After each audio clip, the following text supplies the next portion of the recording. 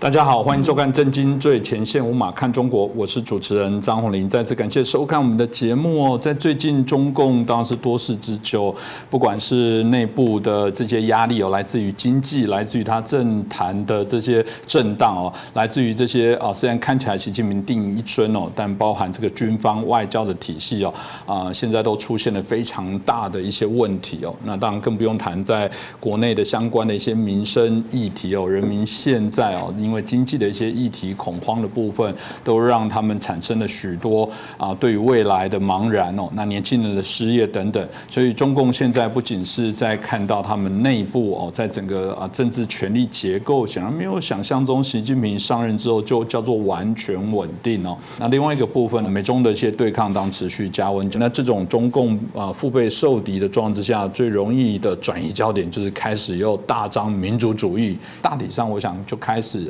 用这些方式来掩饰他自己真的内部的无能跟失能哦，所以后续会怎么走呢？我想我们大家值得关注，所以我们今天就好好来谈一下。那很开心，我们继续邀请到台大政治系的名誉教授闵居正老师来帮我们分析一下。闵老师你好，主持人洪林老师好，各位观众朋友们大家好。是老师，我们刚刚提到了中共一直当对外都遂行这些洗脑统战，这也是他们一贯的一些手段跟伎俩。那最近因为选举的原因之后，在台湾内部又开始产生说，其实本来两岸是很和缓的都是美国巴不得让台湾跟中国一战，让两边同时都衰败。老师真的是如此吗？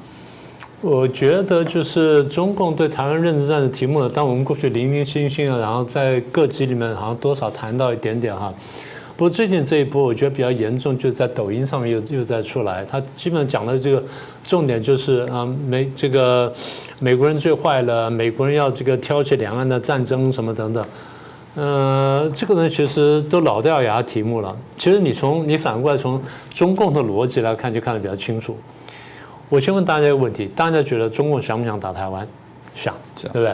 大家都很清楚，中共想打台湾。那么既然想打台湾，那中共是不是比台湾强？看起来强，对不对？那又想打台湾，又比台湾强，那为什么不打？为什么我们可以这么活70多年，看起来活得还不错？那简单说就是他不能打。那为什么不能打呢？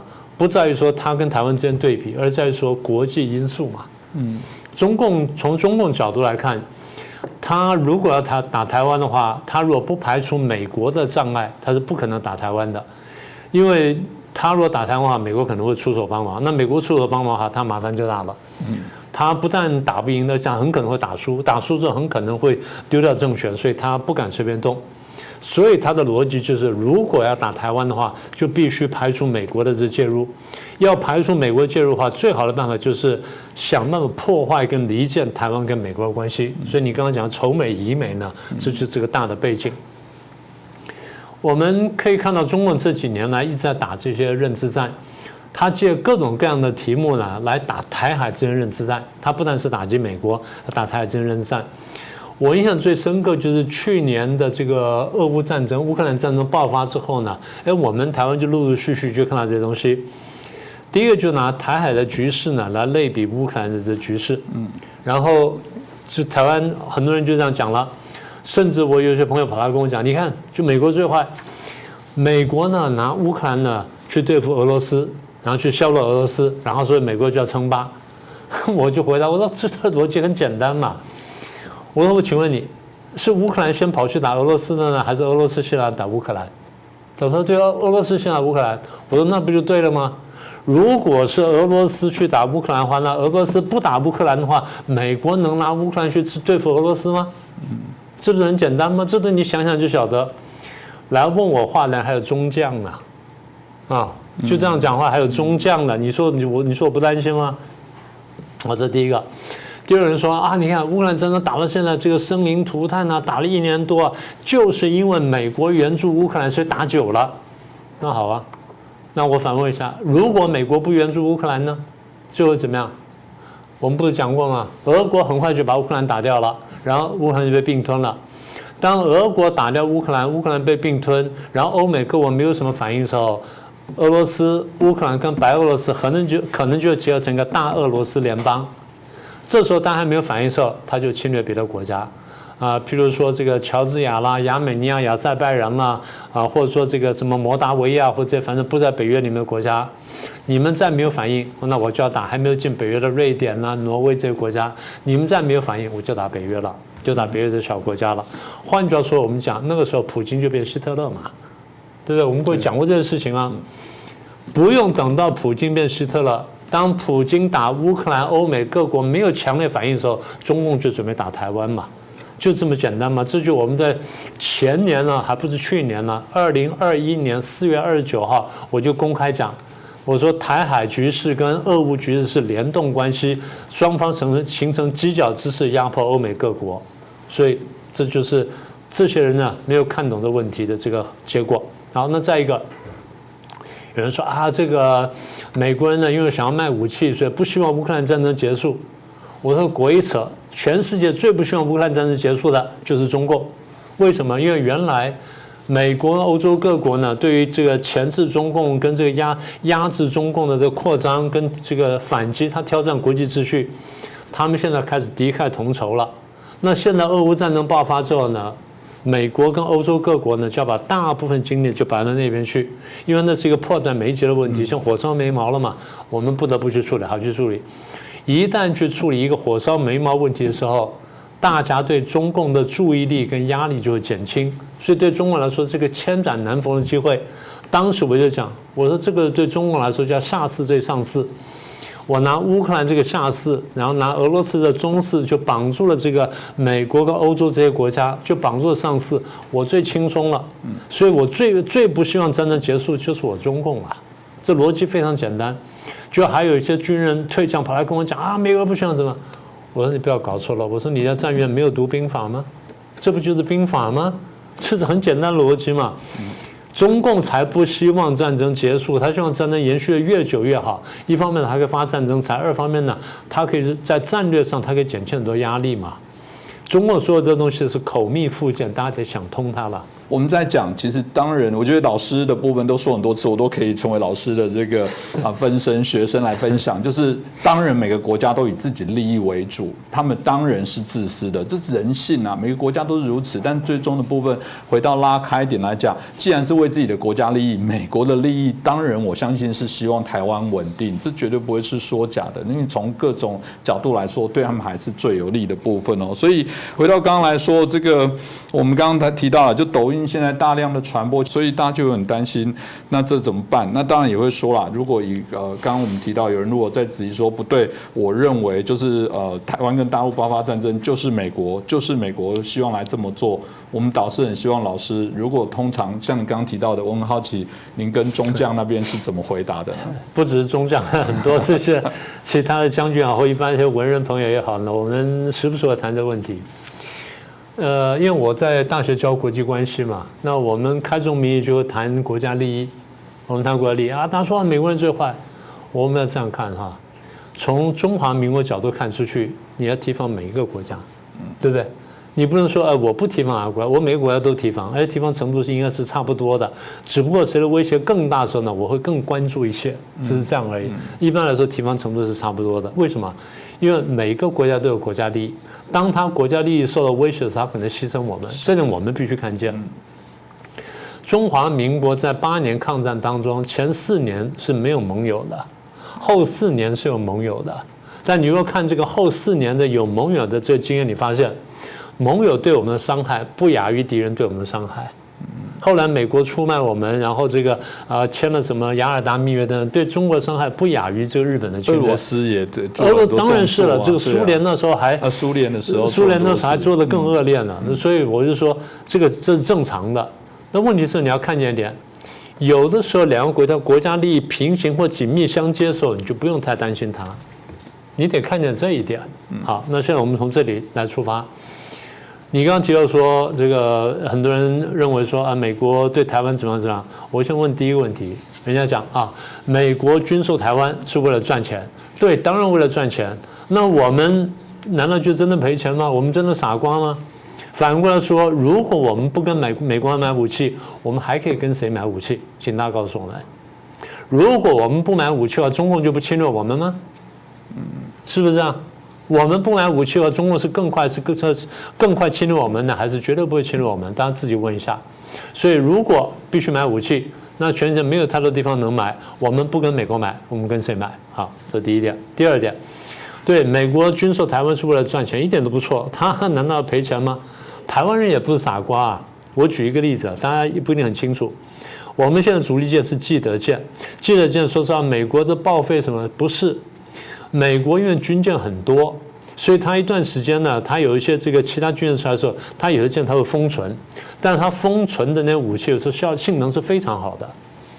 大家说那怎么可能？我讲一个新闻，台湾最近英式飞弹除役，对不对？美国跟我们回购完干什么？送到乌克兰战场去打仗。在中华民国除役的英式飞弹，现在可以在乌克兰战场对付俄罗斯。你觉得我们英式飞弹好不好？这是我们要除役的飞弹，我们要进来的飞弹比英式飞弹更好。那你觉得说美国卖什么武器给我们？这不是打破了很多人的迷思吗？包括很多退将的一些迷思。第三，我们现在主力舰，我刚刚讲是基德舰，我们基德舰呢是花了很大的功夫到美国去，然后去把它翻修，然后承接回来的。大家说，哎，你们傻瓜啊，买了美国退役军舰的除役舰，不是的。基德舰现在是非常好的舰，而且我们花了多少钱呢？花了5%的价钱，很少人知道这个事情，因为我是真正听了接见的那个军官讲的，用了5%价钱全面翻新4艘，然后变成我们的主力战舰，而且它现在是一流的战舰，它的所有装备什么等等，基本上达到美国相同水准，是它是可直接作战的。好，这第二点。第三点，美国卖给我们的武器，包括雷达系统等等。啊，还有一些防空飞弹等等，这些武器呢，可跟美国连线的，可以跟美国跟日本连线的。换句话说，到战场的时候，真的打仗的时候呢，可以连起来用。大家说什么叫连起来用？去年还前年我忘了，这个有一次美国的海军大演习，美国的那个35B，那个垂直升降机，在日本的航空母舰上降落。然后也在英国航空母舰上降落，这叫什么？武器的一元化，也就是你看我的战机可以在你的这个航空母舰上降落，那将来你的战机可以在我的航空母舰上降落的时候，那表示我们大家可用的航空母舰非常多，就不只是我美国这几条，也不只是日本或英国那几条，这加总的数量就非常大，非常可怕。这叫做可连线、可相互支援啊。那么再来就美国军售台湾，美国军售台湾是让台湾更危险呢，还是更不危险？你觉得台湾是没有武器比较安全呢，还是有武器比较安全？这不是很简单逻辑吗？那怎么有些退将居然会在节目上讲啊，我卖武器就是增加台湾危险性？那你不要买嘛，你不要买嘛，你不要买，你看明天中共对台湾会干什么？是立刻拥抱台湾吗？还是立刻打台湾？大家想想就知道嘛。所以不要说在退将了，一些文人朋友这样讲也是荒唐的要死。好，那你刚刚讲啊，美国人诱导战争啊，这个让中国人自相残杀。好，那我只想问一句，你觉得我们拿了武器之后，我们会去残杀中国人吗？还是中共拿了武器之后会来残杀台湾，残杀在台湾的中国人呢？你觉得是怎么样？那么也就是说，台湾大概不会去侵略中国大陆，中国大陆会不会侵略台湾？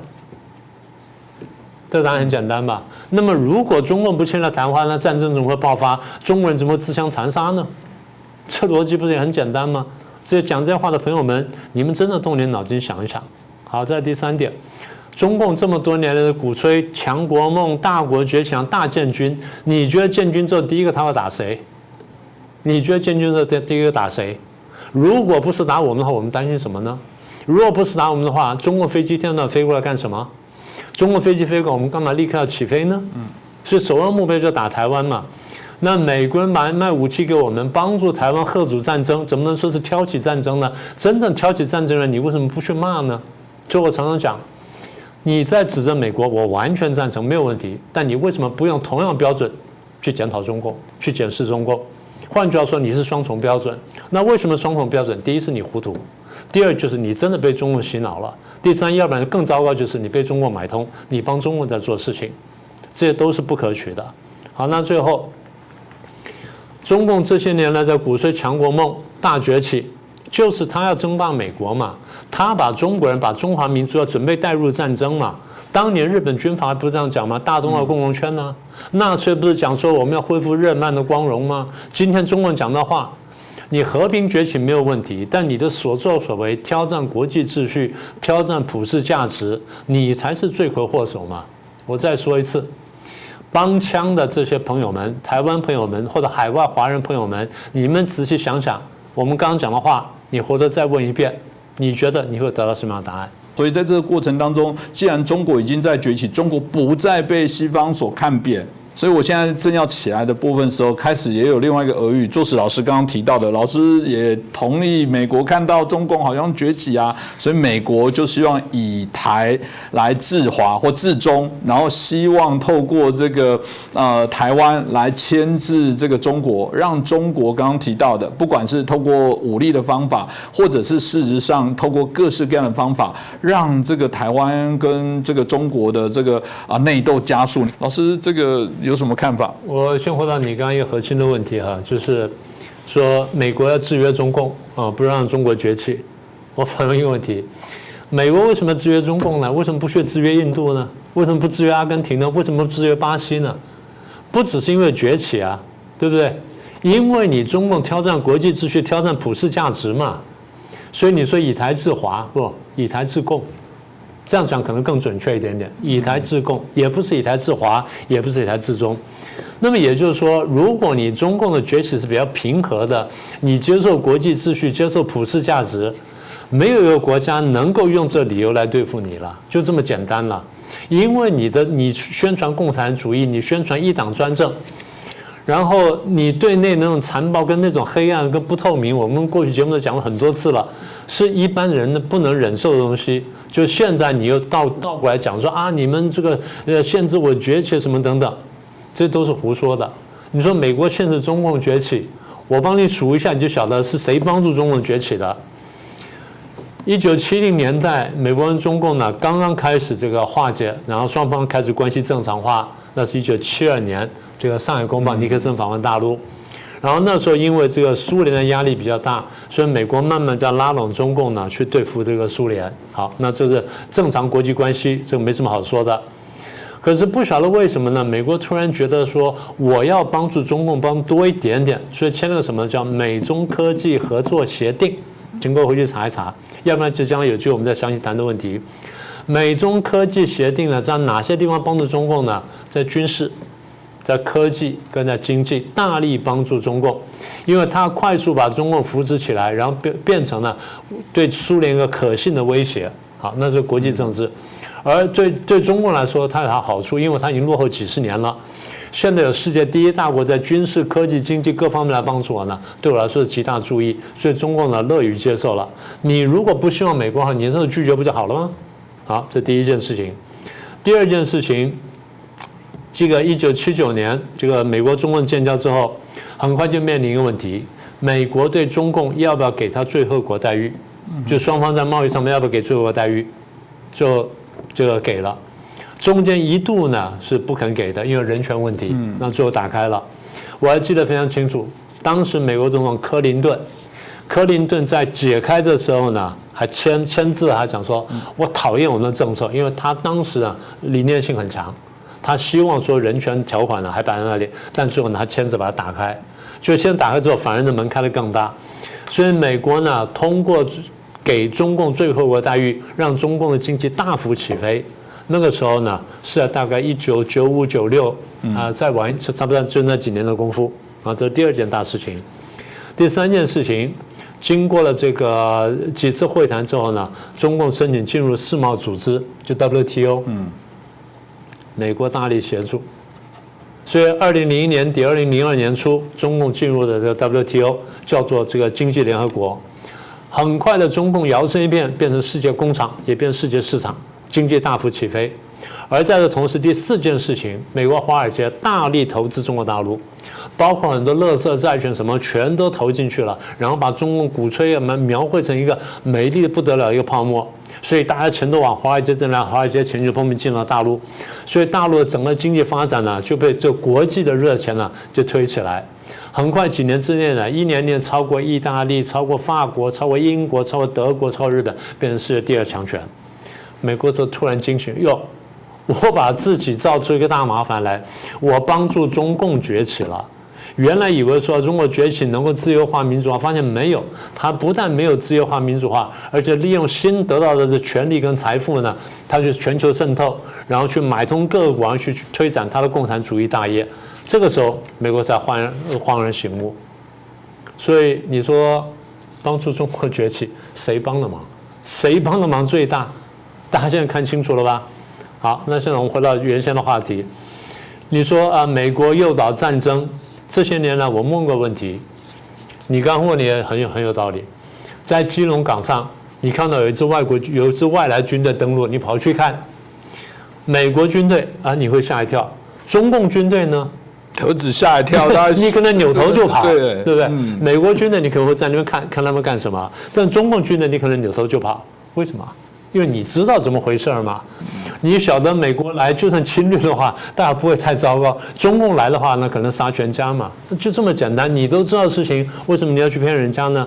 所以这些年来，是中共军机骚扰台湾呢，还是美国军事骚扰台湾？如果中共军舰这几年来不断骚扰台湾，美国军机跟军舰从来不来的话，你觉得会怎么样？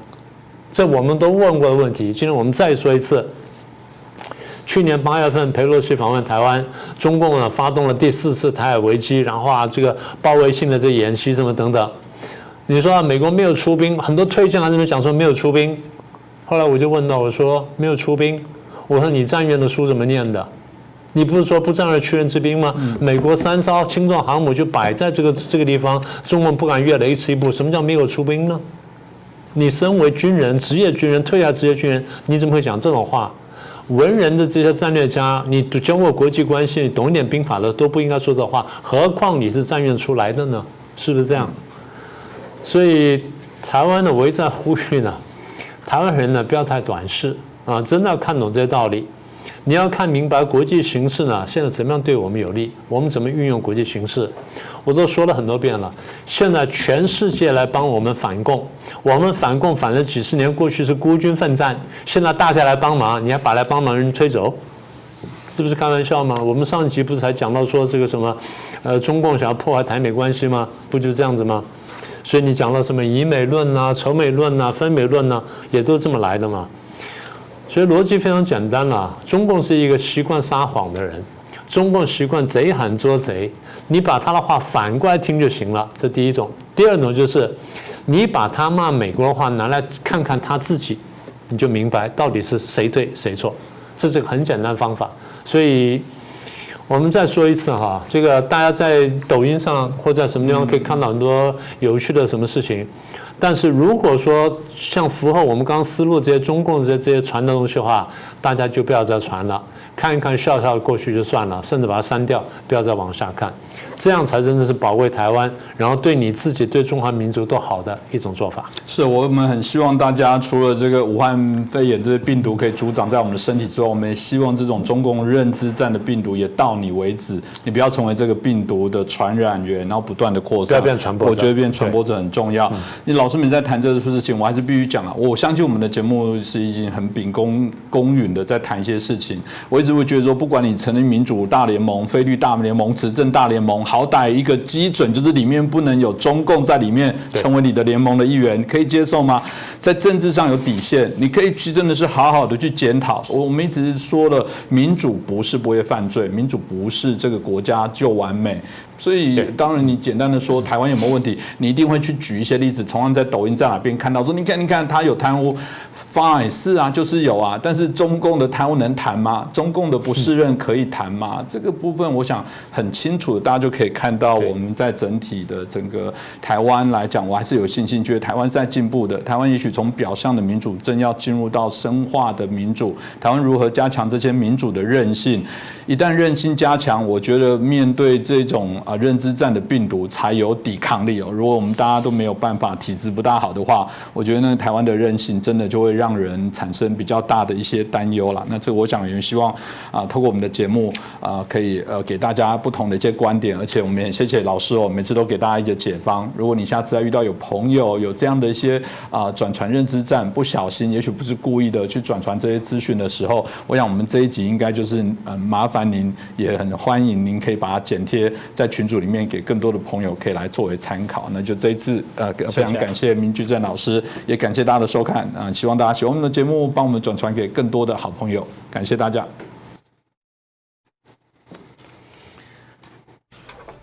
导师有个问题，季辛吉的部分怎么看？我觉得包含台湾现在有人想去拥抱季辛吉，因为刚刚提到的对美国当初对于中共的无害论、中国的无害论，好像我觉得他也是一个还蛮重要的起头者。那像我看起来好像有政党要去拜访他，开始要去谈论，这个后续会产生一些效益吗？我们顺便可以做一集这个节目。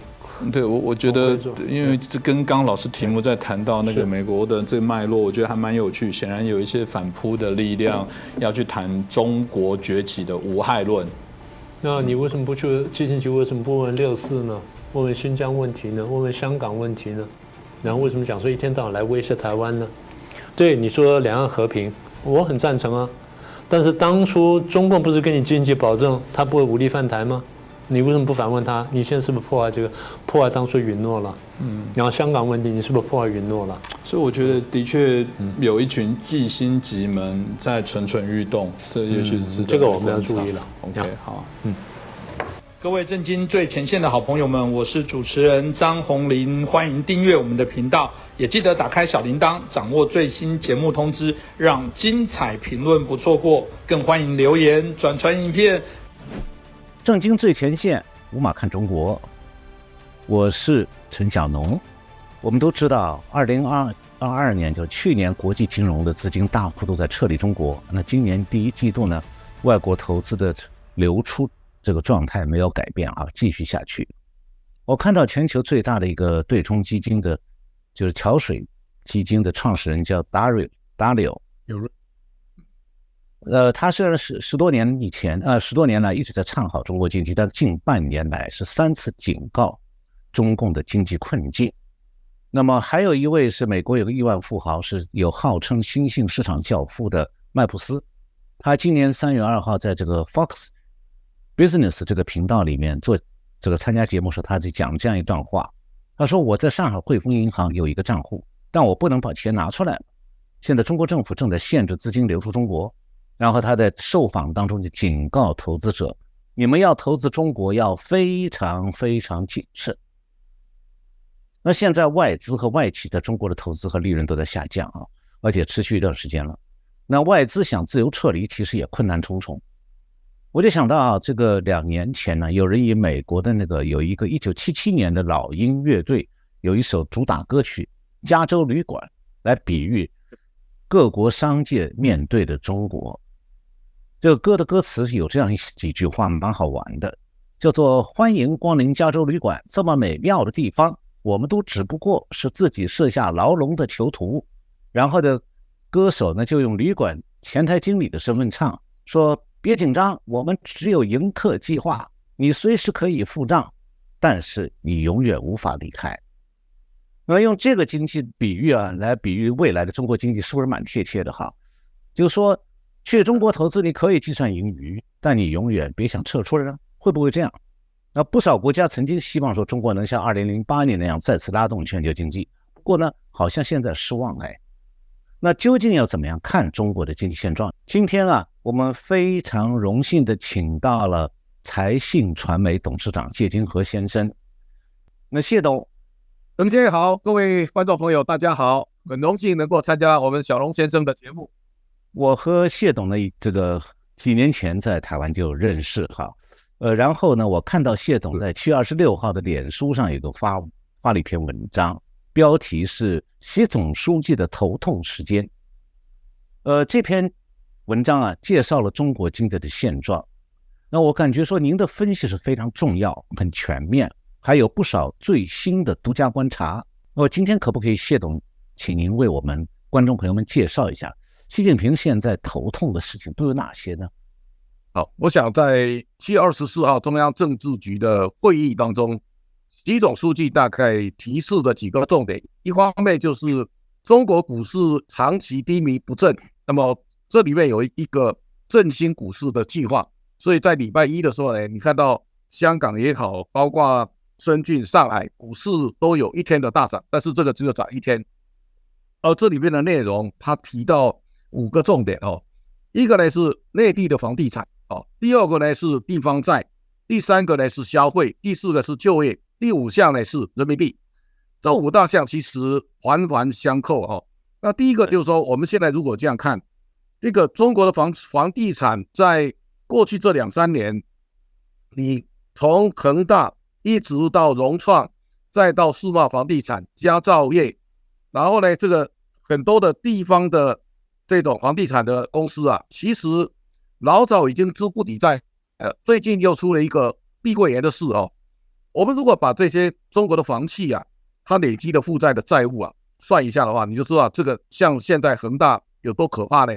恒大其实在上个礼拜呢，它公布这2年的财报，因为它2年没有公布了恒大跟恒大地产、恒大物业跟恒大汽车在香港的股票老早都停牌了那公布的时候呢，也把大家吓一大跳。为什么？原来恒大在2020年的总债务是 1.96 兆人民币，那现在呢，最后公布是24376亿人民币，这个数字当然非常惊人。如果你看恒大的总债务它其实跟俄罗斯的外债已经旗鼓相当了，然后呢，它已经超过阿根廷的外债很多了。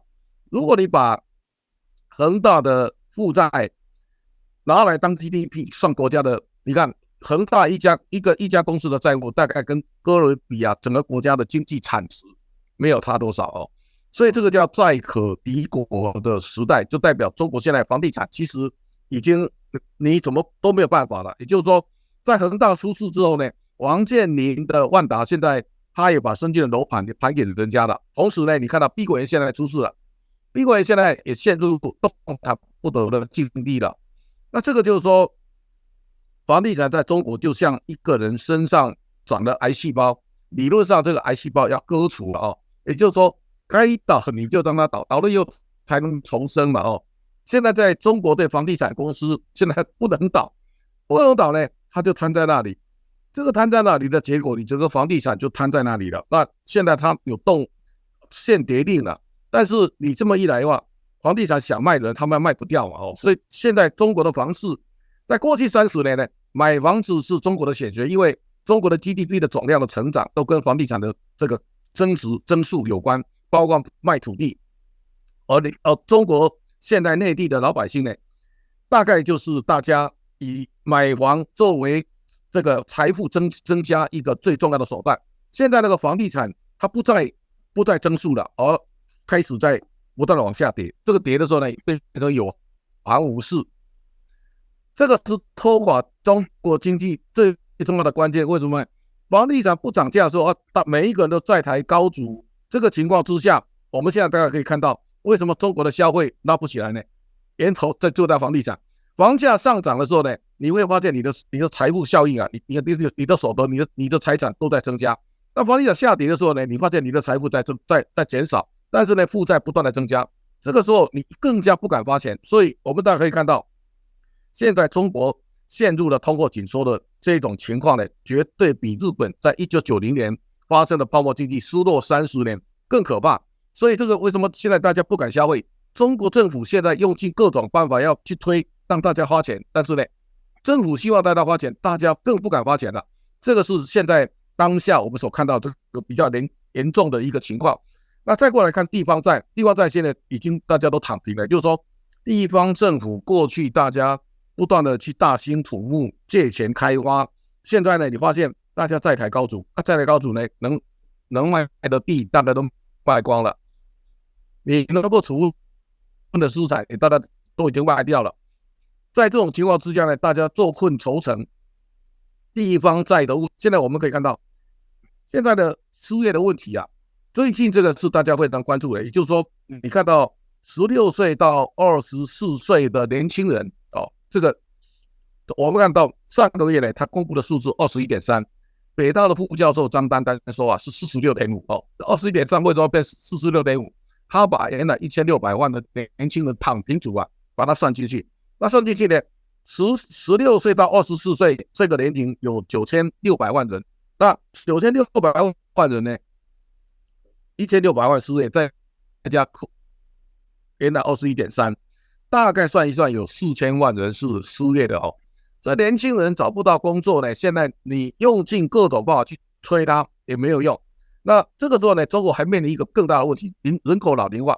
现在超过60岁以上的老年人已经到达2兆6900多亿的人口了。那这个数字一直中国不断的变老，到2035年的时候呢，他说超过60岁以上的老人会达到4亿以上。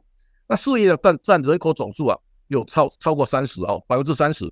这个 30% 就告诉你，中国现在的养老金你退休的人领的钱都非常的多我上海有朋友他说他爸爸一个月领10700多他妈妈领9000亿那我这两个加起来就2万人民币了。这个2万块的人民币，如果老龄人口不断的增长，我相信中国的财政一定会挺不住了所以这一来的时候，你大家可以看到，从房市到地方债，再到就业，然后到失业那这个时候年轻人失业，我相信这个一定很严重。那最大的源头是在过去30年，你知道全世界大家都在投资中国，所以你刚才讲的，包括桥水的瑞达利尔他是最看好中国的。那投资中国呢是显学，华尔街呢那一些投行在过去30年从中国也赚很多钱，全世界的生产基地呢在中国。好，那我们可以看到，现在美国对中国的态度呢，他在放血，也就是说，他号召全世界要离开中国。这个离开中国，现在我看最近有一个数字非常值得大家高度关注。美国公布今年前5个月，美国前3大进口国，这个前3大进口国呢，现在不是中国了。你知道，对，从2009年之后呢，中国有连续15年都是美国最大进口国，而且它的占比呢，大概都在 20% 以上。在2017年的时候，最高达到 21.7%。但是呢，这个时候美国公布这个数字今年美国最大进口国是墨西哥，1950亿美元。第2大进口国呢是加拿大，1760亿美元。中国呢现在排到第3了，1690亿美元。这个排到第3的时候呢，中国的占比它已经降到 13.4% 了，从 21.7 到 13.4。那大家要知道，中国过去经济的繁荣，等于是美国每一年这个从贸易逆差当中贴给中国的钱。你知道2021年中国对美国的贸易顺差有3535亿美元，到2022年呢，中国的顺差已经拉高到3852亿美元。中国的出超里面有很大的比重来自美国。好，美国现在回头呢去照顾墨西哥，去照顾加拿大，而把中国的比重往下降。当生产基地大规模离开中国之后呢，中国过去的繁荣的景象会慢慢因为资金外逃了。你知道，这从1990年中国变世界工厂之后呢，全世界投资中国呢是显学。好，现在呢，美国告诉大家你赶快跑。这个跑的时候呢，全世界都想尽各种办法要撤离中国。撤离中国的时候呢，制造业大规模外移，它一定给中国带来大量的失业。这个大量的失业呢，原来中国的土地跟房地产，它已经把你撑得很高了，撑得很高以后，你失业以后呢，这个很多人也跑了，钱也跑了，那中国房地产当然就崩下来了。现在是对中国的猎杀呢，万箭齐发所以我们大家可以看到，在这当中最后一项就是人民币。人民币呢，在今年它是亚洲最弱势的货币人民币在今年最低它跌到 7.268。那这个情况来看呢，我们大家可以看到，现在对香港它是非常可怕的。也就是说，香港在国安法之后呢，香港几乎它已经变成内地的一个城市了那现在对香港来讲，我觉得最后香港最后一根稻草，大概就是香港联系汇率。我举现在美国的例子，美国这个礼拜它把利率再升一码，从去年3月16号到今天美国已经把利率从0到 0.25， 它已经拉高到 5.25 到 5.5 了。利率在1年多的时间上升了21码，这个上升21码，你就知道香港港币跟美元是定住了，所以呢，香港的所有的银行的定存利率呢，像1个月的海WO大概到7.1828，这么高的情况之下呢，中国在降息，现在对香港来讲叫冰火二重天，为什么？它一方面联系汇率更盯住美元，但是美国利率高得不得了，而另外一方面它的流通变人民币，这个两边夹杀呢，我相信香港它的苦呢，我看只有香港人知道。所以如果从这个角度来看呢，我相信中国经济在走过30年的高峰之后呢，我在2017年我就开始讲了，中国经济开始往下开始回档。这个回档呢，最坏的情况，如果万一现在的制度不变，我相信中国的惨况会比日本失落30年可能还更严重。也就是说，房地产泡沫化以后呢，它会影响中国的消费，中国的消费呢，在带动现在制造业旺季之后呢，年轻人失业，这种层层的压力不断的下来，那制造基地不断的移开之后呢，中国经济盛况它慢慢会现出原形。这是在这段时间呢，我们可以看到，那习总书记出来召开中央政治局会议呢，他一定感受到中国经济所带来的压力。这个压力呢，他第一季的 GDP 4.5， 第二季的 5.5， 但是表面上看起来这数字还好，但是中国已经很习惯2位数或7%、8%的成长了。这样的一个在相对，因为什么这 5.5 是不好的呢？去年这个时候，去年的第二季，中国的 GDP 是 0.4 啊。你在相对这么低的基期呢，现在这个比较 5.5% 的成长，其实跟市场原来预期7%、8%差距是非常大的。那这个告诉大家，中国经济的减速呢，我相信现在才正要开始，而且这个时间呢，可能会拉得很长，这是大家高度的关键要知道的。在这么多年当中啊，其实我在2017年已经告诉大家，中国经济在川普祭出贸易战之后呢，它会开始往下走。大家如果稍微回顾一下，中国经济在扩张的时候，从江泽民时代到胡锦涛的时代，这20年中国走的是最极端的资本主义的路线。到了习近平之后呢，他开始走回毛泽东路线了。所以我们如果看中国经济的几个大转折，在邓小平时代啊，我那个时候读大学3年级，我看到邓小平喊一个呢叫不管白猫黑猫，能抓老鼠就好猫。第二个呢，他说摸石不过河。第三个让少数人富起来。我那个时候呢，我就跑去政大国关中心去考政大东亚所。为什么呢？我知道中国一定大起啊。这个我有一段很长时间了，我在国关中心呢去看毛泽东思想、马列思想，然后呢去研读这个辩证唯物论、唯物辩啊。我在搞这个东西啊。现在呢，我会发现到2017年的时候，我跟台湾很多朋友讲，我说你看到习大大在喊厉害的我的国啦，中国制造2025弯道超车啦，然后呢一带一路啦，他要称霸世界的时候呢，一定会把美国弄醒。当美国开始把中国列为最主要的敌对国家之后呢，美国对中国的猎杀，我相信中国经济很难逃过美国这个手。所以我在2017年之后呢，我就公开告诉大家，中国经济从2017年开始走下坡。然后呢，我告诉大家，日本经济呢会大好。我讲日本经济会好的时候，没有人相信。为什么？我说美国在亚洲啊，一定要找到一个相对伙伴国家，然后呢，让他有足够的力量呢来抵抗中国，那个就是日本。所以我很早就讲，我说日本跟印度啊，会就像螃蟹2个夹子一般呢，刚好夹住中国啊。现在这个整个态势正在发酵当中，所以未来我们要看中国经济，大家一定要站在比较高的制高点，从地缘政治的发展来对中国经济呢来下判断，我相信会比较精准。谢谢。谢董，最后我想再请教您一件事情啊，跟台湾有关系哈，就是面临中国这个经济的大滑坡哈，这个趋势看样子是一路下去不会停了。那现在台湾还是有些人在讲说要拉近两岸的经贸关系，那这是不是一种误导呢？那台湾目前要怎么样应对中国经济的坠落呢？在过去30年当中，中国的经济的大起，我相信这是世界的纪录。也就是说，中国经济的总量在这30年当中快速的崛起，人类到目前为止是第一招台商在中国经济上升的这个波段里面，台商也是赢家。